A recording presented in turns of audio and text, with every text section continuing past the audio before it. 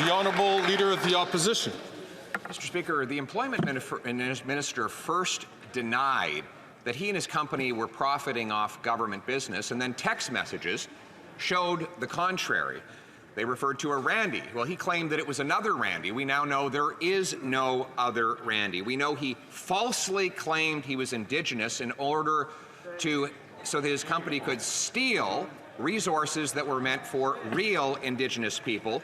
And now his company address matches the address of a place that was the location of 2 cocaine busts. Any one of these things would be a resigning offense. Why won't he resign now?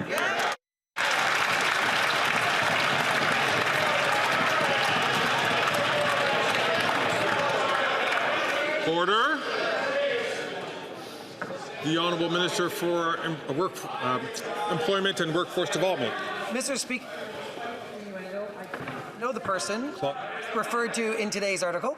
I've never met that person. I've had no dealings with her whatsoever. Those are the facts. Order. The Honourable Leader of the Opposition. Apparently, the person he doesn't know is himself. He says that he's not the Randy in the text messages, but his own business associates say there is no other Randy. He says that he said that he was Indigenous in order that he could get grants and contracts that were meant just for Indigenous people. Now he admits he's not Indigenous at all. And now, while his company has the same address as a place that has 2 cocaine busts, he says he doesn't know the person involved in that address either. Does this minister even know who he is?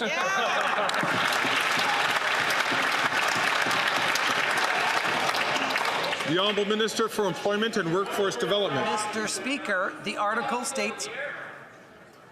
And ask all members, please. There's the Honourable Minister for Employment and Workforce Development from the top. Mr. Speaker, I don't know the person referred to in the article today. I've never met her. I've had no dealings with her whatsoever. The article states that fact, and that is the fact. The Honourable Member from Thornhill. It seems like every time the Employment Minister finds rock bottom, it keeps getting worse. First, he said he wasn't the Randy involved in his company, but we know there was only one Randy at his company. He said he wasn't involved with his company while in cabinet, and text messages reveal that he is. He said that he was Indigenous to profit from government contracts stealing from First Nations communities, and now there's new news of coordinating business activities with drug smugglers and convicts. This is the behavior of a low-life fraud, not a federal cabinet minister. Simple question. How does that guy still have his job?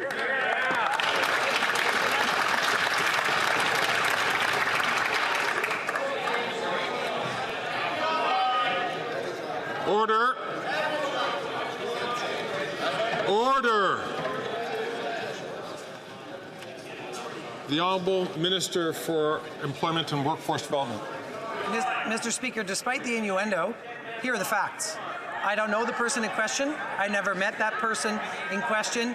And Mr. Speaker, those are simply the facts. The article even says that I've never met the person in question. Thank you, Mr. Speaker. The Honourable Member from Thornhill. Speaker, here are the facts. He flaunts the ethics rules. He claims a false identity. He gets caught in a web of lies. That's what the Prime Minister rewards after 9 years. With each passing day, we find out more about the Employment Minister's scams and schemes, and we learn that he's just a phony and a fraud. Canadians want to know. Indigenous communities who he stole from want to know, and Liberal backbenchers want to know when the Prime Minister is going to fire that cabinet minister.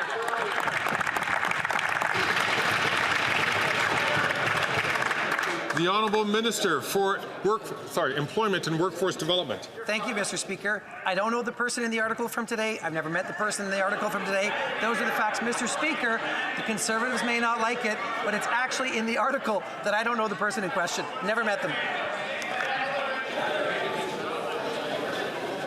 The Honourable Member from Leeds, Grenville, Thousand Islands and Rideau Lakes. The Liberal minister from Alberta is a fake and a fraud. He said he was not the Randy involved in his company, but we know that there's only one Randy. He said he wasn't involved in his company at the cabinet table. I'm going to ask Colleagues, today we've been skating close to the line in terms. Excuse me, colleagues.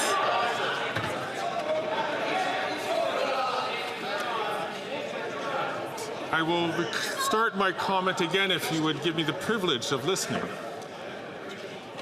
At several occasions today, we've been skating close to the line in terms of what's acceptable language. The honourable member from Leeds Grenville, I think, has skated over that line and accusing a direct member. Can I ask the honourable member to withdraw that comment and start his question from the top, please? Restart, Speaker, that this Liberal minister from Alberta has been implicated in fraud and media reports. Today, we've seen that. It's very clear. I'm just going to, I'm not certain if I was having trouble hearing the member. I don't think I heard the withdraw. If you could withdraw and start again, I'd appreciate it. If members were not to take the floor while a member is being recognized, the Speaker will be able to hear the member. The honourable member from Leeds Grenville, Thousand Islands and Rideau Lakes. Withdrawing the previous words, Speaker, will talk about this Liberal minister from Alberta who has been implicated in media reports in fraud. Some of them he's even apologized for. He misrepresented his identity, claiming to be Indigenous, trying to steal contracts from people who are in fact Indigenous. This same minister said that he wasn't the Randy at his own company. We know that there was only one Randy at that company. It's pandemic profiteering. We know that there's allegations of fraud. Why is it that this Prime Minister just won't fire that minister?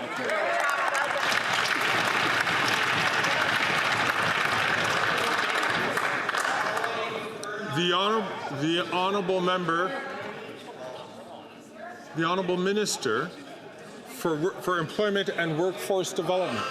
Mr. Speaker, what the member opposite just said is simply not true. The honourable member from Leeds Grenville, Thousand Islands and Rideau Lakes. It's unbelievable that with the cocaine connections to the Liberal minister from Alberta, that those Liberals, that Prime Minister, want to allow him to continue to be in cabinet. He said that he was Indigenous to try and steal contracts from individuals who are Indigenous. That's okay as long as you are a Liberal. The company is involved in more than half a dozen lawsuits because of fraud, and that's okay as long as you're a Liberal. They came before committee and said things that we now know weren't true, like it must have been some other Randy. If he won't resign, why won't this Prime Minister fire that fraudster?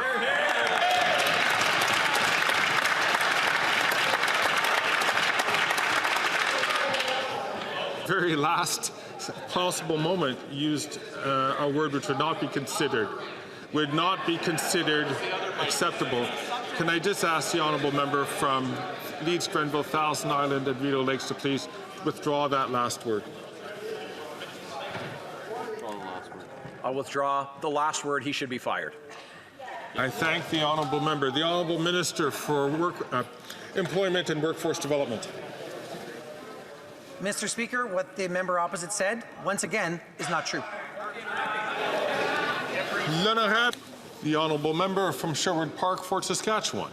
The minister from Edmonton is a fake and a phony. He said that he was not the Randy.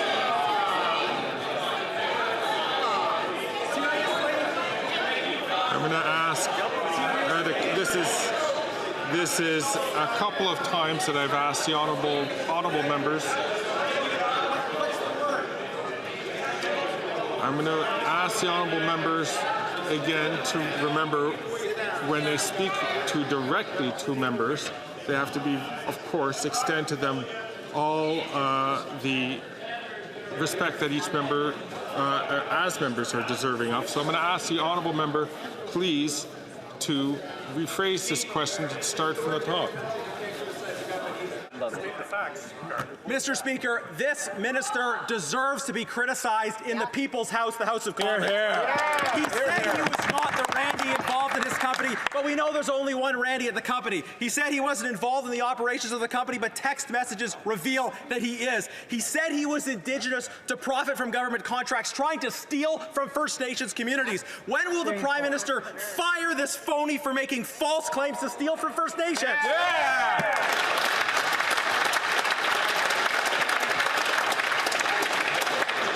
I'm going to invite all members to be very judicious in terms of their use of their language in this place. The Honourable Leader of the Government in the House of Commons. Thank you, Mr. Speaker. Mr. Speaker, my colleague has addressed this issue and stated that those claims are false. Mr. Speaker, we addressed the fact that that business was never listed as an Indigenous business on the procurement site, and it in fact received no funding from the Government of Canada. Thank you, Mr. Speaker. Good answer.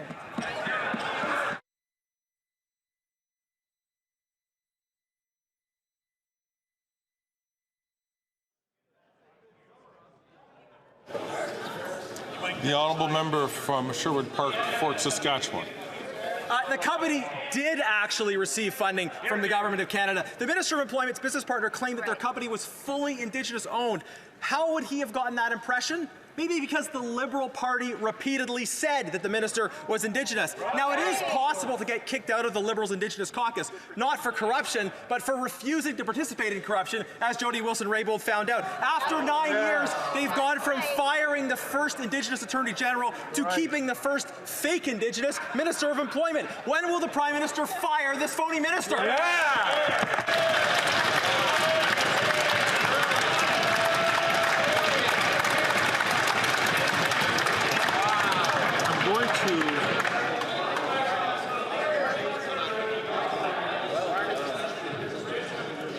I'm going to encourage all members to be more judicious in their use of their words and referring directly to other members. The Honourable Minister for Public Services and Service Public, Public Services and Procurement. Thank you, Mr. Speaker. Our colleague knows full well that in the House we have to choose the right words to express things properly. He would like to, if he'd like to know more about the procurement process in favor of Indigenous companies, what's really important for Canadians, he should ask it so in a respectful way, and I would be happy to meet with him to explain to him how things work.